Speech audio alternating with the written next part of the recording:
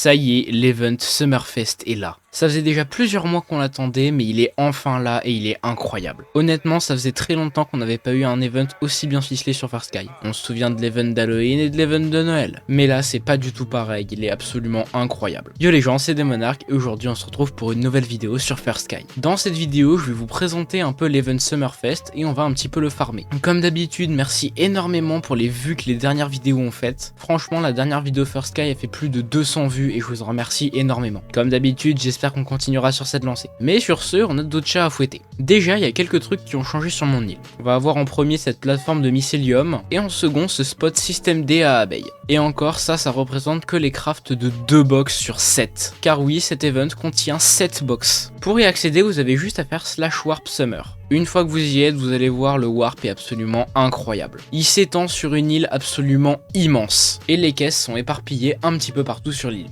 Déjà, on va avoir la première caisse qui est la caisse du piaf. Globalement, les loots à l'intérieur sont assez intéressants, mais sans plus. Ensuite, on va avoir la caisse du glacier. Celle-là, par contre, elle est un petit peu plus intéressante. Car on a tout simplement 20% de chance d'avoir 150 spawners à Outlands. Et 2% de chance d'avoir 5000 crédits, ça représente 500 milliards de dollars. Et un coffre de vente du glacier à x4,75. Ce qui est vraiment pas mal. Ensuite, on va avoir la caisse apéro. Dans cette caisse-là, il va plus y avoir des items de collection plutôt que des trucs qui servent vraiment. Comme par exemple la planche à découper, la queue tire-bouchon, le petit anisé, etc., etc. Mais il va y avoir 2 caisses qui vont particulièrement nous intéresser. La première qui est la plus farmée, qui est la caisse abeille. Elle est beaucoup farmée tout simplement parce que le craft est ultra simple. Je vous le présenterai juste après. Et la seconde caisse qui est également facile à farmer mais qui est un peu moins farmée que la caisse abeille, c'est la caisse de la Tortuga. Et dans cette caisse c'est pareil, on va avoir des items de collection comme les gîtes de la tortue, le nacre de coquillage ou encore l'écaille de la tortue. Et je crois qu'il reste encore des caisses mais que moi j'ai pas découvertes. Car oui, le warp est tellement grand que c'est très compliqué de savoir l'emplacement de toutes les caisses. On parle littéralement d'un hôtel qui a été build pour l'occasion.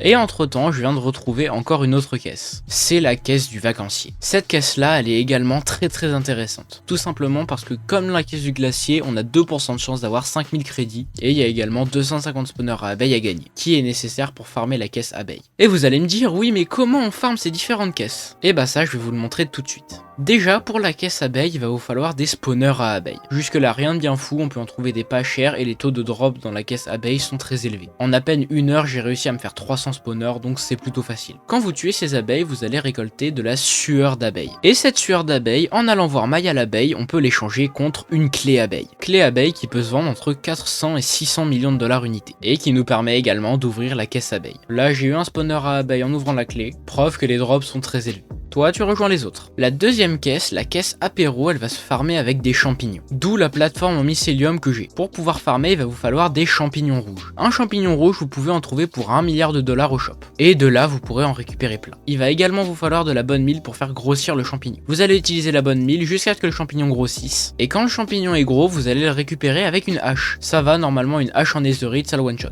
Et avec un peu de chance, vous allez drop la petite potate, qui est l'item qui vous permet d'échanger les clés de la caisse apéro. Bon, actuellement j'en ai 4 donc je vais pas faire l'échange, mais vous le voyez, vous allez à côté de la caisse apéro, vous parlez à ce petit cochon, à ce petit porcinet, et là pour 32 fragments vous pouvez avoir la clé apéro. Pour la clé de la Tortuga, c'est simple, il va falloir tuer des tortues. Et une fois que vous allez les tuer, vous allez obtenir de la morve de tortue. Et pour avoir la clé, c'est simple, vous parlez à Killian, la tortue à côté de la caisse, et en échange de 32 morves, elle va vous donner la clé de la Tortuga. Pour la caisse glacier, ça va être un peu différent. En effet, cette clé, on ne peut pas la crafter. La seule moyen de l'avoir, ça va être de l'open dans les différentes caisses de l'event. On peut voir qu'elle est présente dans à peu près toutes les caisses et qu'elle a seulement 1% de chance de drop. La clé vaut 85B, donc si vous en avez une, faites-vous plaisir. Pour la caisse du piaf, on va trouver un truc à peu près similaire à la caisse apéro. En effet, il va vous falloir casser des feuillages de la jungle pour obtenir des petits gâteaux. Et pareil, 32 petits gâteaux égale une clé du piaf. Malheureusement, pour la clé du vacancier, je sais pas du tout comment on l'obtient. Si jamais vous savez comment on l'obtient, je vous laisse me le dire en commentaire, ça me ferait super plaisir. À moi et à toutes les autres personnes qui regarderont cette vidéo. Je crois que c'est à peu près tout pour les caisses de l'event.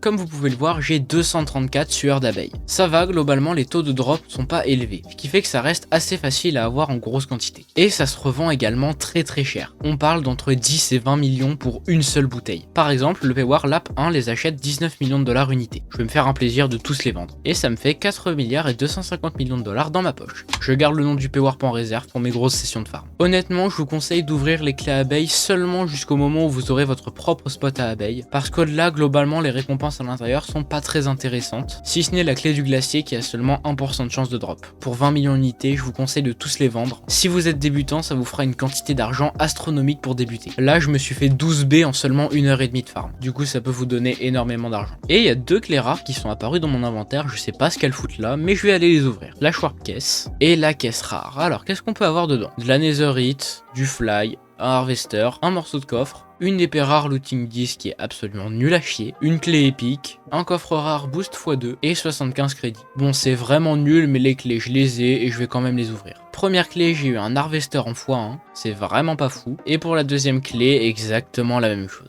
Des Harvesters, j'ai que ça me blinde les coffres, j'en ai marre. Non mais regardez, j'ai que des Harvesters absolument partout dans mon coffre. C'est une folie d'être à mon niveau et d'avoir autant d'Harvesters aussi nuls. Mais bon, c'est pas grave, pour l'instant ça me gêne pas, donc je les garde. Et j'ai eu une petite idée. Je vais officiellement ouvrir mon spot à abeilles dans mon warp. Comme ça, vous pourrez venir farm les abeilles en toute tranquillité au warp absolute. Sur ce, je vous retrouve après avoir fini de build le spot.